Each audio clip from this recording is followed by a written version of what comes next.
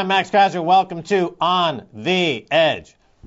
Let's go to Austin, Texas. And of course, when I say Austin, Texas, you think Alex Jones, and you'd be exactly right. Alex Jones from Infowars.com and PrisonPlanet.com. Welcome back to On the Edge.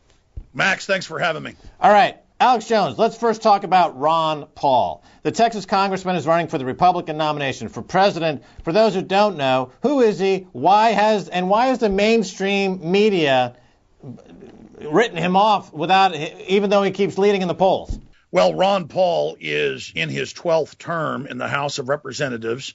He has never voted for a tax increase. He has pushed to audit and abolish the private Federal Reserve. He has accurately addressed the global banker occupation that you've talked so much about, Max, and he's been absolutely on target in his analysis. And he has grilled Bernanke and Greenspan before him at the Federal Reserve. He has warned of the inflation tax. He has warned of this strip mining gulag economy. And he really is the man of the hour right now, where everything he's talked about for almost 30 years is now coming true. And he was an underdog 3.5 years ago.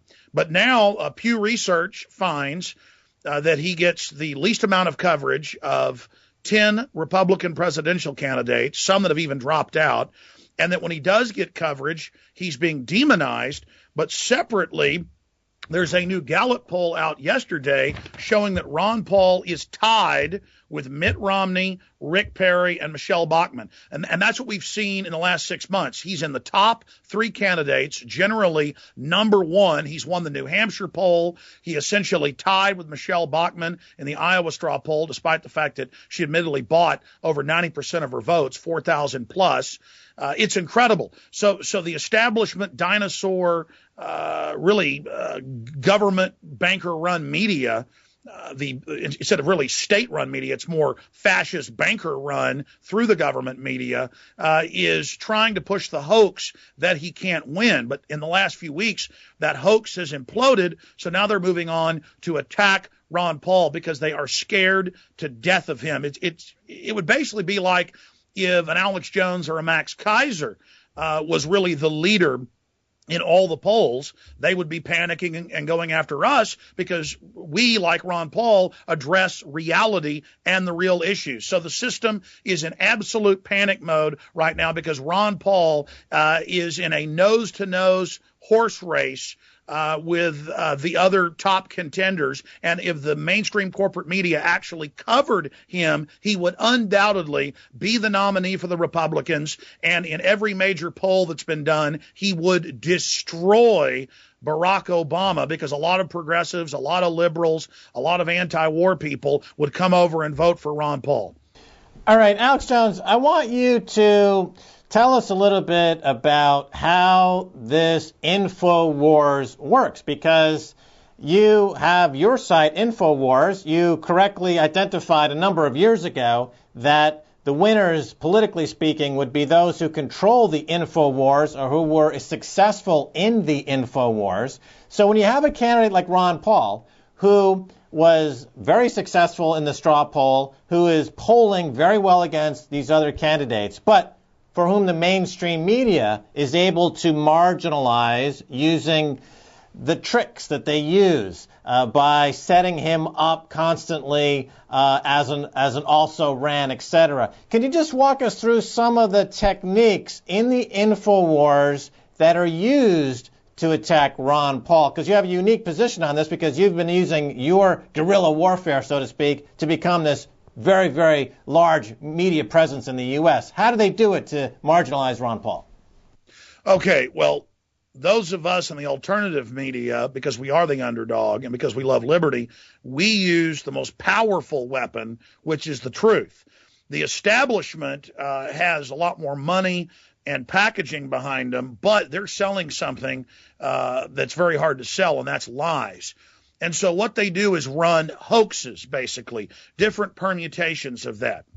And so at first, in the last 6 months leading up now to the real kickoff of the 2012 election cycle, they would just ignore Ron Paul. And again, the Pew Research Media Center shows that he is the candidate with the least coverage, and that the coverage is negative. So they ignore him. But when they do cover him, and you'll see this with Rush Limbaugh and Glenn Beck on the supposed right, you'll see it with CNN and MSNBC on the left, they will parrot this lie that he cannot win, he cannot win, he cannot win. And then other regional media that's still mainstream, they kind of pick that up and still think that it's shows that they're slick and intelligent to repeat, he cannot win, he cannot win. But then when he wins the New Hampshire straw poll, comes in second in the Iowa straw poll, and comes in first, second, or third place in all these other scientific polls, people go, wait a minute, you're saying he can't win, but he's clearly one of the top front runners. So really that's blown up in their face. So now they're using other tactics, saying he's extreme, or that he's too old, or that he's a kook. So really, Max, what we're seeing is the old dinosaur Department of Defense, Goldman Sachs, JP Morgan, Wall Street, CIA media coming in and using old tricks that worked in the past, and now it's at a tipping point where it's not working. It's actually backfiring. Now they may succeed this round in sinking Ron Paul, but by resisting them, by exposing them, they basically get discredited. So the Tyrannosaurus Rex of the old media basically is being hit by the giant meteorite out of space, and the T-Rex is stumbling around in the dust cloud, isn't quite dead yet, but time is running out for them. All right, let's talk about old media for a second, or the T-Rex of media, as you call it. Barron's, which is a weekly publication for bankers and brokers, which is owned by the Wall Street Journal, which in turn is owned by Rupert Murdoch.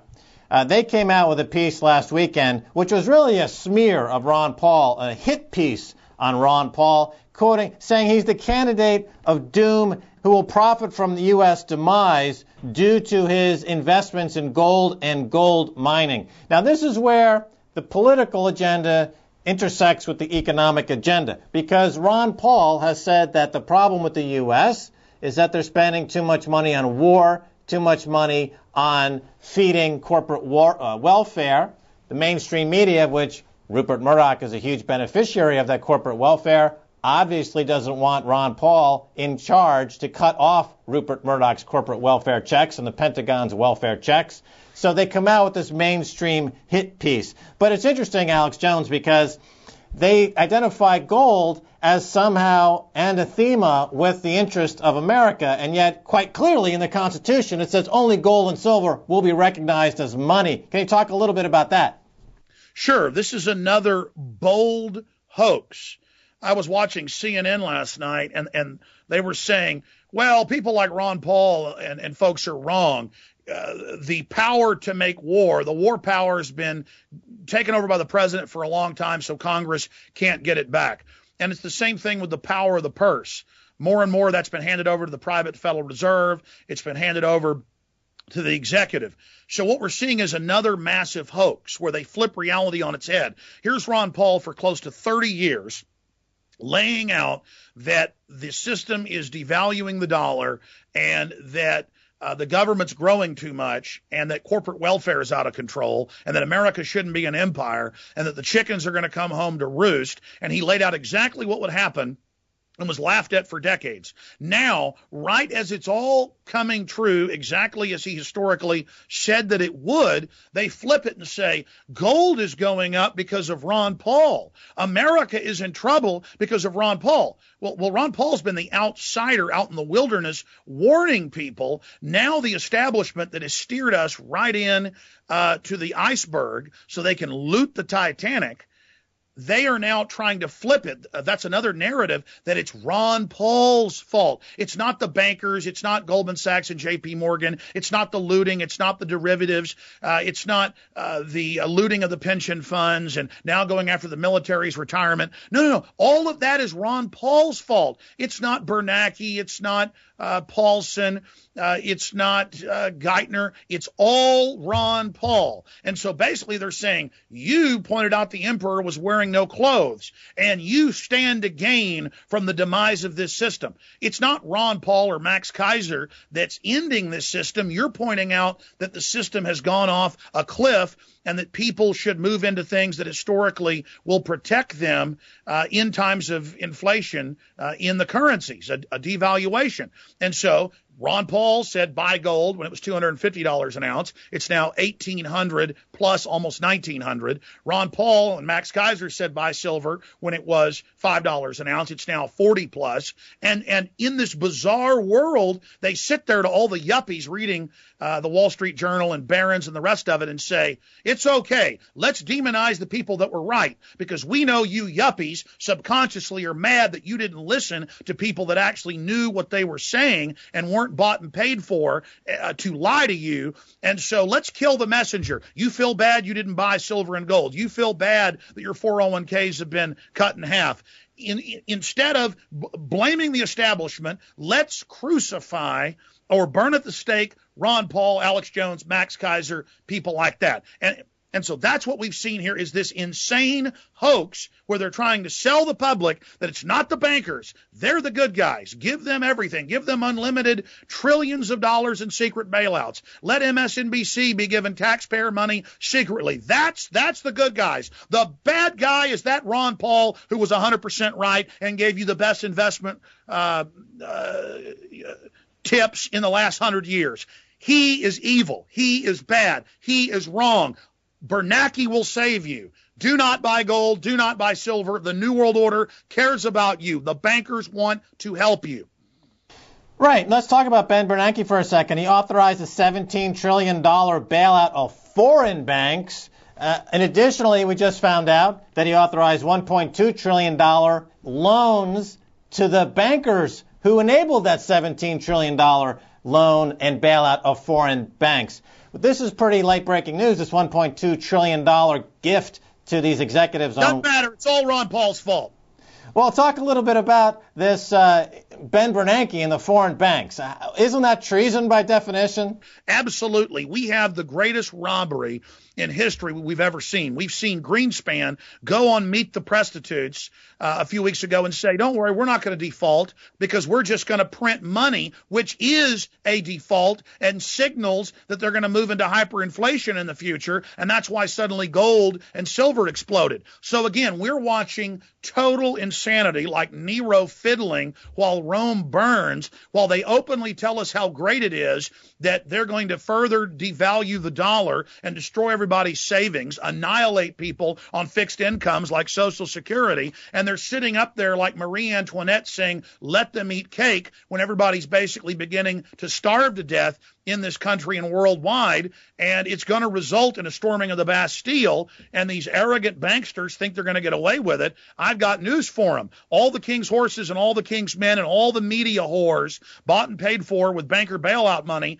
is not going to work. They're not going to be able to frame Max Keiser and Alex Jones and Ron Paul for this. I get emails, I see news articles all the time saying we're the pessimist porn people. We're the people that are negative. We're the people causing the problem. No, we're the lookout on the ship going, hey, Captain, there's a big iceberg dead ahead. We better turn to miss it. Now we know it's too late to turn to miss it. They've driven us into it. The ship's leaning over to one side, and they're telling us to rearrange deck chairs, and now they're trying to string up Ron Paul, who originally warned us about the iceberg. It is incredible. This is treason against the nation state, treason against the individual. This is an attack, a vicious corporate raiding, looting attack, the boldest that history has ever seen against free humanity. And the attempt to scapegoat and frame those of us who were right about this is only going to backfire more and only going to accelerate the total discrediting of the so-called mainstream media that is now a completely discredited,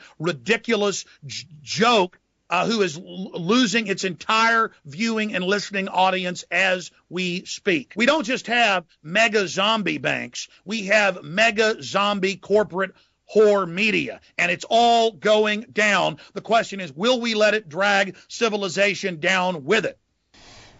All right, Alex Jones, let me ask you a question here. Help me figure something out, because I've been watching some of these primaries and some of the election coverage in the United States, and I see where Ron Paul's message is resonating with millions of people. They love the message, but the mainstream media would never want someone like this as president because he would shut them down to a large extent.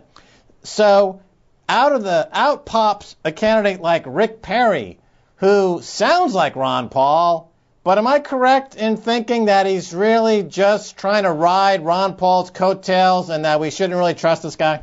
Absolutely. Rick Perry is a political shapeshifter, a chameleon. Just 3 years ago, the real Libertarian Tea Party was booing him at every event. So suddenly he started talking about guns and secession all day, and it's total talk. Now he wants to lead the country that he was talking about seceding from just a year ago. It's all rhetoric aimed at mainline conservatives and libertarians.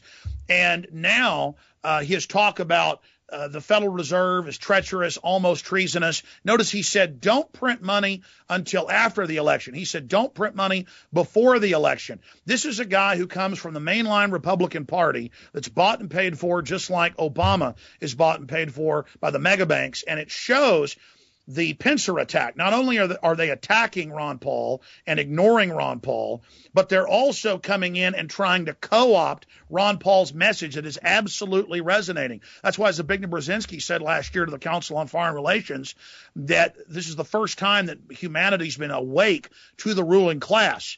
People are getting more sophisticated. They're not just looking at Obama or Gordon Brown or Merkel or Bush. They're looking past that to the actual banker occupation that you've exposed, Max. And so that's why the fight is now on big time. And so they're going to try to co-opt the movement against the banksters. At the same time, they're going to attack the real movement against the bankster occupation. All right, let's change gears for a second and talk a little bit about the Internet. As you predicted long ago, Alex Jones, the American and British governments have done pretty much what you said was going to happen. They've started to shut down the Internet in ways that have made some of the totalitarian regimes around the world blush. Talk a little bit about this. Sure. In England, when they had some looting, the police stood down, and that's on record, so that they could then come in later and say, if you're trying to organize any type of event, including peaceful, in England, we're just going to shut your Facebook or your Twitter off, or we're going to arrest you. And now we saw just a few weeks ago in San Francisco, over a large part of the city, because a peaceful demonstration was announced, preemptively they shut off all the cell phones and admittedly did that. Now they're admitting the internet kill switch to be run by the Pentagon. Now if people call to protest the Fed peacefully, they show up in New York. And there are, more than 50 police waiting, ringing the building, and they admit that they have local police units under federal funding who are spying on the internet and spying on people that talk about organizing. And so, yes, with the Arab Spring and other things, it's hailed by the State Department that it's being used to foment movements to overthrow governments. But then here, if you want to have a peaceful event, they will move to try to shut you down. And so now a lot of authoritarian regimes are saying, look at America, look at England. They're leading the way in tyranny. And so this is giving tyrants worldwide political cover. No longer is the U.S. and countries like England the leaders in, quote, human rights and liberty. Now it's the leaders in authoritarian crackdowns. And that's because we're going into the total looting, austerity, implosion phase in Western Europe, in England, and the United States. And the banksters are really trying to get the public into a mindset of accepting a media clampdown. We're also seeing lots of statements about, hey, we want the FCC to regulate speech on the internet. If speech could upset people, maybe it should be restricted. We're seeing calls to restrict talk radio. So this is really happening. We've got the government-funded, banker bailout-funded, left, right, center, mainstream media, government-funded now with bailout money. And they're looking at the alternative media in all of its flavors and diversity and variety and saying that's the problem. They're the ones that are causing problems. Shut them down. And that's why we've reached this perfect storm of government, the big banks, and the old dinosaur prostitute media really panicking and saying it doesn't matter. We've got to go with authoritarianism or we're going to lose control because they have lost credibility. I mean, the mainstream media could come out now, the so-called mainstream media, and say the sky is blue, and people wouldn't believe it. And so that's the thing. You know, I have told the mainstream media, I've said, if you really want to discredit somebody, the only way you can do it is by embracing them. You see, when they ignore and attack Ron Paul, that only makes his poll numbers go up because people instinctively don't trust the dinosaur corporate media anymore. So we've reached a very exciting tipping point, and we've just got to push this over the edge and really ignite a new renaissance, a global awakening against those that would dominate and control the human spirit. It's like Thomas Jefferson said, I have sworn on the altar of God eternal resistance over every form of tyranny over the mind of men. It's like Mark Twain said, in the beginning, a patriot is a scarce man, hated, feared, and brave. But in the end, the timid join him because then it costs nothing to be a patriot. And that's what's happening. We are beginning to win, but this is when we're going to see the most violent spasms, wars being started, staged false flag events. All the craziness we've seen is only a buildup, only a prelude towards some of the most insane times the world has ever seen. But people shouldn't be scared by this. This is going to be exciting. We are living in a time that is going to set the agenda and the course of human destiny into the future. We are living at the critical crossroads. So thank your lucky stars. All right, Alex Jones taking us from on the edge to over the edge. Thanks so much for being on the edge. Thank you. All right, and that's going to do it for this edition of On the Edge with me, Max Keiser. I want to thank my guest, Alex Jones. If you want to send me an email, please do so at ontheedge@presstv.com. Until next time, this is Max Keiser saying bye, y'all.